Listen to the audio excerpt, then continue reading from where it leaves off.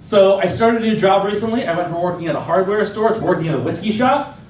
And it's really nice to actually work at a place where I use the products. Because my old job, people would stop me and they'd say, "Is this a good lawnmower?" And I'd say, "I don't know, I don't have a yard." You'd be like, "Well, what do people tell you about the lawnmower? What's your impression of the lawnmower?"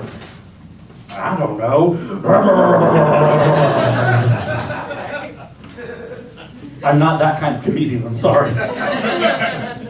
And now at my current job, when people ask me, "Is this good whiskey?" I get to say,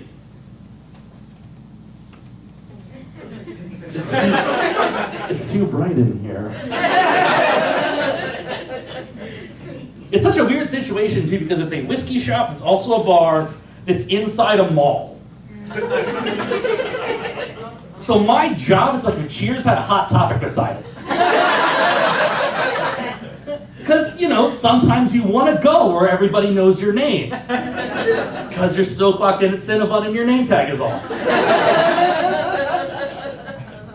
And right at the entrance to the mall where my job is at, there is a cheesecake factory. And through this job, I found out when there's a long wait at Cheesecake Factory, people come into my job to get shit-faced.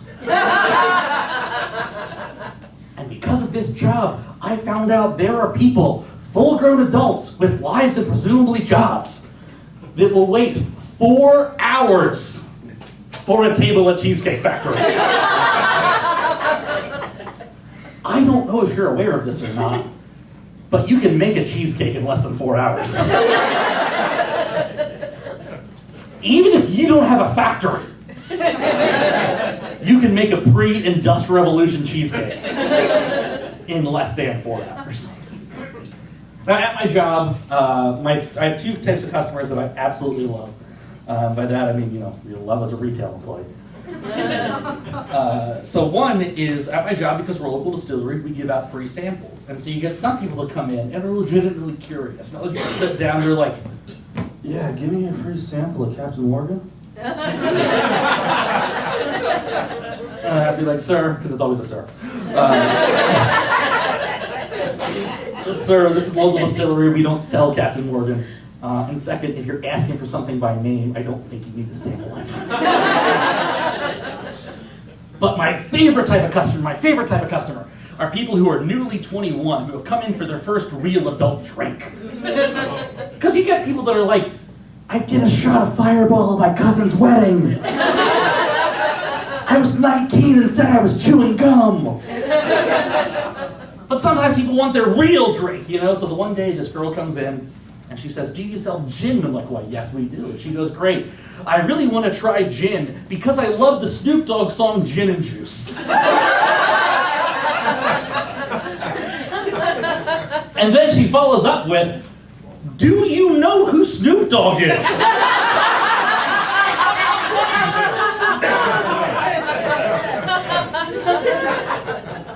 Now, I understand I'm a big old white nerd, but that was such a baffling question. Like, setting aside the fact that the song Gin and Juice has been able to legally drink longer than her. But of course I know who Snoop Dogg is. My conservative grandmother knows who Snoop Dogg is. He's that nice hip-hop fellow who taught Martha Stewart how to smoke jazz cigarettes in prison. I know who Snoop Dogg is because he's a playable character in the PlayStation 2 fighting game Def Jam Fight for New York. Def Jam Fight for New York, a game where you can play as punk icon Henry Rollins and throw Flavor Flav in front of a moving subway train. I know who Snoop Dogg is because according to Futurama in the year 3002, his disembodied head is a Supreme Court justice. And I think he'd do a better job than the current ones with full bodies. I'm also told that Snoop Dogg dabbles in rap.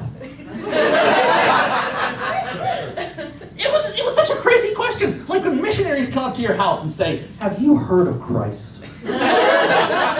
They know you've heard of Christ. Speaking of hearing of Christ, I went to a Pirates game recently. And during the game, there was this big billboard in the back. It's an electronic billboard, and it reads, "Even in the bottom of the ninth with 2 outs, he still believes. Jesus gets you. An atheist bought that sign as a gag, right? Like, I'm not a religious person myself, but my understanding is God's supposed to be all-powerful and infallible. And I can't imagine a supreme being like, yeah, this is the bucko's year.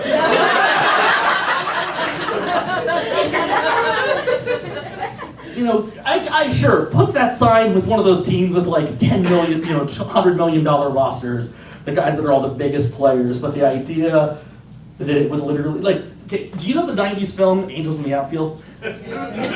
So that's a remake.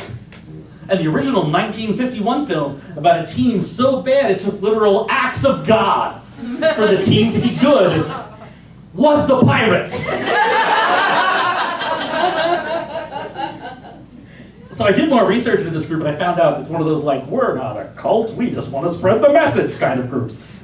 And they have this, they're running ads on the radio constantly, but they're picking the most mundane things like, did you ever get unfriended? So did Jesus.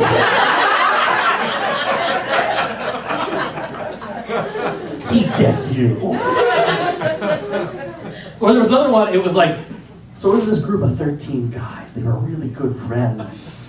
They drank wine together, they went to the beach together, until one of them betrayed the others. And I'm like, yeah, I've seen Queer Eye.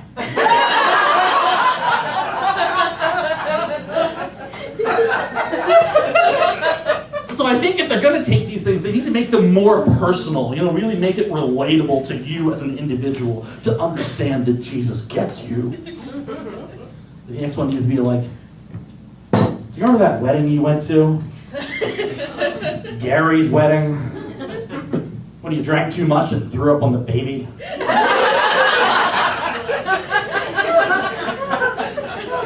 Gary's baby? So did Jesus. He gets you. Everyone, I've been Sack Funk. You're an amazing audience.